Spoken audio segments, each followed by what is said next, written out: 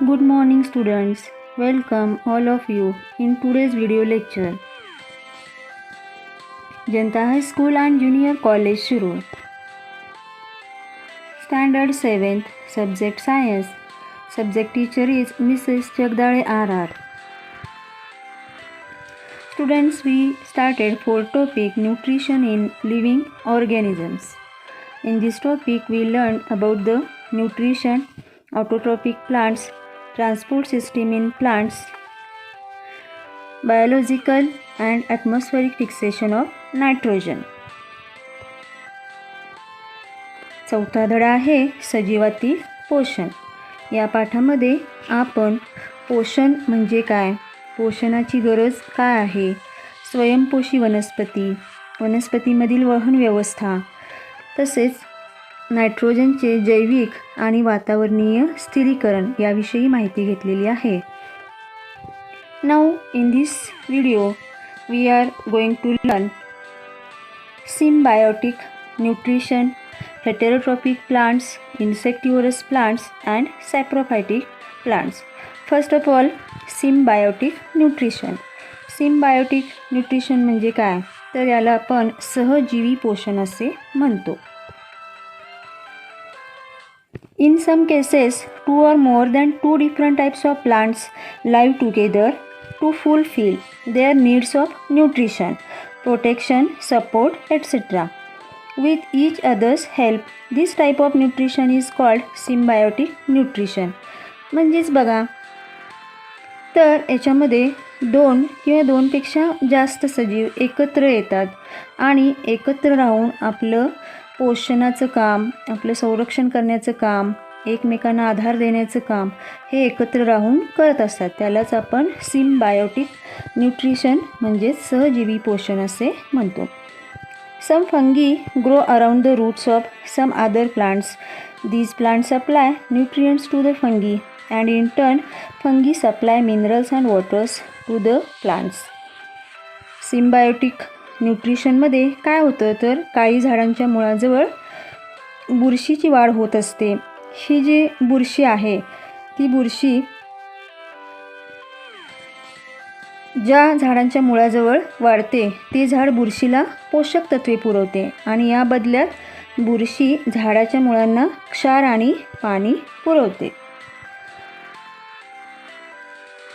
Similarly, some fungi and algae live together. The fungi provides water, minerals as well as shelter to algae. In return, the algae provide food to the fungi. Lichen is an example of a symbiosis between algae and fungi. बघा, काय वेळेला शैवाल आणि बुरशी एकत्र राहत असतात. त्यावेळी बुरशी जी आहे ती शैवालाला निवारा, पाणी आणि क्षार पुरवते. त्या बदल्यात शैवाल बुरशीला अन्न पुरवते आणि या प्रकारातून तयार होणारी सहजीवी वनस्पती म्हणजेच लायकेन यालाच आपण दगडफूल असे म्हणतो. In picture see image of lichen. Lichen म्हणजेच दगडफूल. तर यामध्ये असणारं सिम्बायोटिक न्यूट्रिशन कशामध्ये आहे, तर शैवाल आणि बुरशी हे एकत्र राहत असतात, म्हणजे fungi and algae live together. Example is lichen म्हणजेच दगडफूल.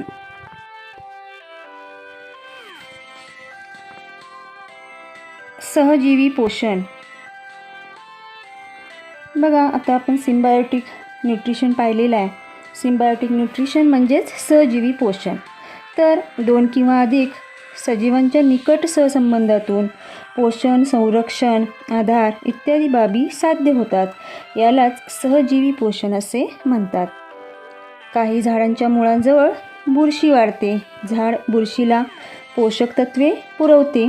या बदल्यात बुरशी झाडाच्या मुळांना क्षार व पाणी पुरवते. तसेच शैवाल व बुरशी एकत्र राहतात. त्यावेळी बुरशी शैवालाला निवारा, पाणी व क्षार पुरवते. त्या बदल्यात शैवाल बुरशीला अन्न पुरवते. या प्रकारातून तयार होणारी सहजीवी वनस्पती म्हणजेच दगडफूल होय. After symbiotic nutrition, we are going to learn about heterotrophic plants. Heterotrophic plants म्हणजेच परपोषी वनस्पती हे आपल्याला माहिती आहे. तर हेटेरोट्रॉपिक प्लांट्समध्ये क्लोरोफिल असत नाही, म्हणजे हरितद्रव्य असत नाही. त्यामुळे ते स्वतःचं अन्न स्वतः तयार करू शकत नाहीत. Heterotrophic plants do not content chlorophyll. How do the heterotrophic plants live? From where do they get food? मग त्यांच्याकडे हरितद्रव्य नसल्यामुळे ते कसे जगतात आणि ते त्यांचं अन्न कसे मिळवतात? Have you seen a yellow wire like leafless climber plant growing on a big tree? What is it's name? काय वेळेला तर तुम्ही झाडावरती वाढणारी पिवळ्या रंगाची दोरीसारखी वेल, ज्याला पाणी नाहीत अशी वेल पाहतो. तर ही जी वेल आहे ती वेल असते अमरवेल. The plants that grow on the body of other plants to obtain food are called as parasitic plants. For example, Loranthus, Cuscuta, etc. तर बघा, ज्या वनस्पती इतर सजीवांच्या शरीरात किंवा शरीरावर वाढतात व त्यांच्याकडून आपले अन्न मिळवतात त्यांना पॅरासायटिक म्हणजेच परजीवी वनस्पती म्हणतात. फॉर एक्झाम्पल, लोरॅन्थस म्हणजेच बांडगूळ, आणि त्यानंतर कस्कुटा म्हणजे अमरवेल. Due to the absence of chlorophyll, the Cuscuta is completely dependent on the host plant, hence it is said to be a completely parasitic plant. आणि याच्यामध्ये हरितद्रव्यच नसल्यामुळं ही जी वनस्पती आहे ती रंगानं पिवळी असते आणि त्यामुळं ती संपूर्णपणे आश्रयी वनस्पतीवरती अवलंबून असते. म्हणून तिला आपण काय म्हणतो? कम्प्लिटली पॅरासायटिक प्लांट, म्हणजेच संपूर्ण परजीवी वनस्पती असं आपण त्याला म्हणतो. परपोषी वनस्पती. परपोषी वनस्पतीमध्ये हरितद्रव्य नसते. आताच आपण पाहिलं की हरितद्रव्य नसल्यामुळे ते दुसऱ्या झाडावरती वाढत असतात. आता पिवळ्या रंगाची ही वनस्पती असते, यामध्ये हरितद्रव्य नसल्यामुळे ही वनस्पती हिरवी असत नाही, तर ही पिवळ्या रंगाची असते आणि ही जी वेल आहे ती दुसऱ्या झाडाच्या आधारावरती वाढत असते. उदाहरणार्थ बांडगूळ आणि अमरवेल.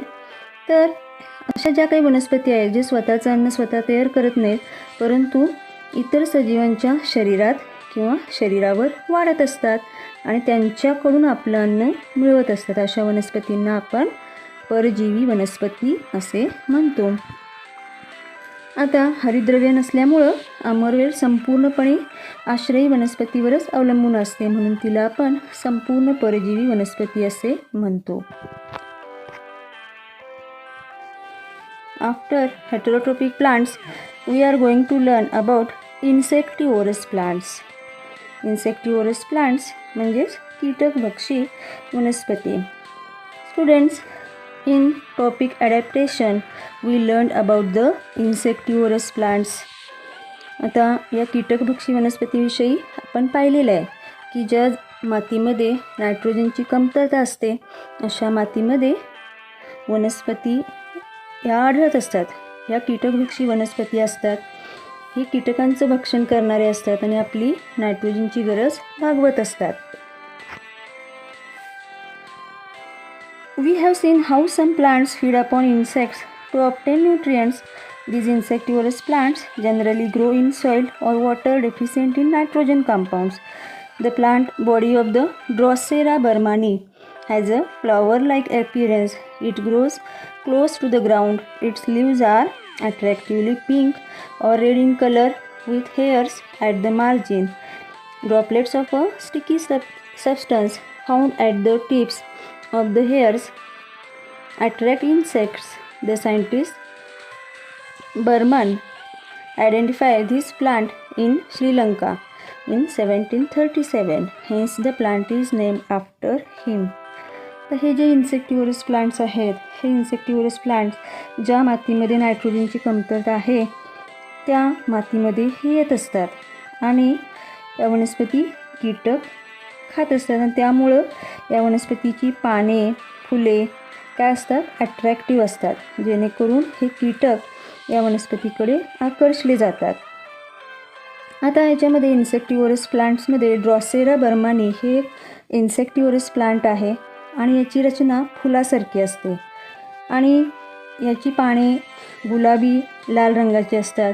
तसेच त्याच्यावरती बारीक बारीक केसासारखे तंतू असतात आणि त्यावर कीटकांना आकर्षणारे चिकट द्रवाचे बिंदू असतात.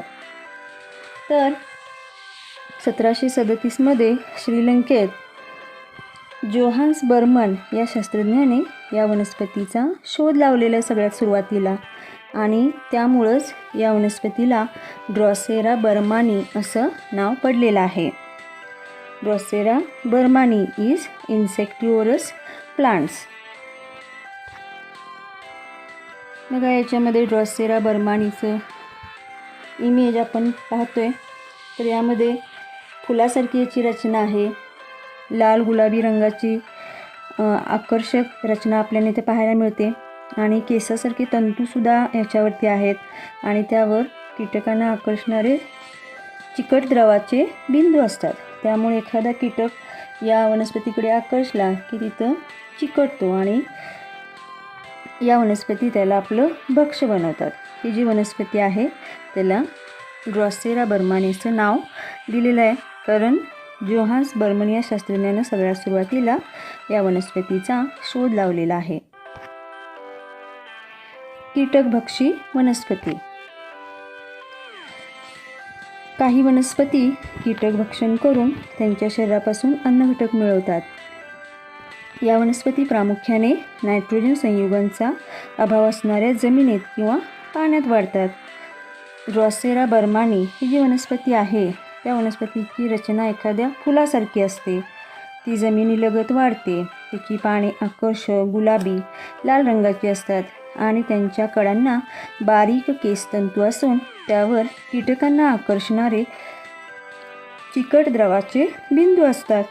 इसवी सन 1737मध्ये श्रीलंकेत जोहान्स बर्मन या शास्त्रज्ञाने या वनस्पतीचा शोध लावला. त्यांच्या सन्मानार्थ या वनस्पतीचे नाव बर्मानी असे आहे. After insectivorous plants we are going to learn about the saprophytic plants. Saprophytic plants.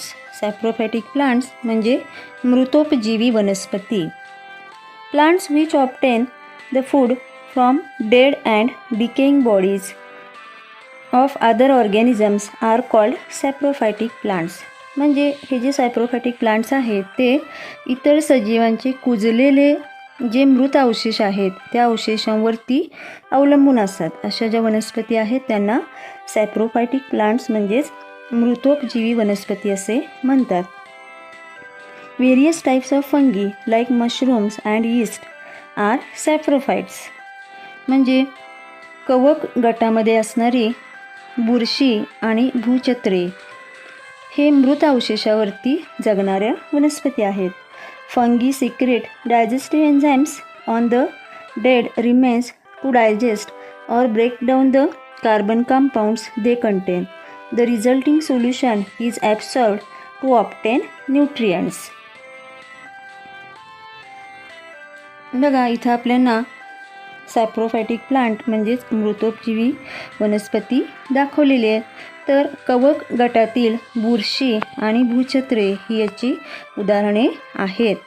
तर हे जे सॅप्रोफायटिक प्लांट्स आहेत ते काय करतात तर मेलेले अवशेष जे आहेत त्यांच्यावरती पाचक रस सोडतात आणि त्यातील जे कार्बनी पदार्थ आहेत त्यांचं ब्रेकडाऊन करतात, म्हणजे त्यांचं विघटन करतात आणि त्यामुळं त्यातून तयार होणारे जे द्रावण आहेत ते शोषून घेतात आणि त्यांची पोषक द्रव्ये ते मिळवत असतात. मृतोपजीवी वनस्पती. सजीवांच्या कुजलेल्या मृत अवशेषांवर अवलंबून असणाऱ्या वनस्पतींना मृतोपजीवी वनस्पती असे म्हणतात. कवक गटातील काही बुरशी व भूछत्रे या मृत अवशेषांवर जगणाऱ्या वनस्पती आहेत. या मृत अवशेषांवर पाचक रस सोडतात आणि त्यातील कार्बनी पदार्थांचे विघटन करून त्यापासून तयार होणारे द्रावण शोषून घेऊन पोषक द्रव्ये मिळवतात. अशा पद्धतीचं पोषण आपल्याला मृतोपजीवी वनस्पतींमध्ये पाहायला मिळतं. थँक्यू.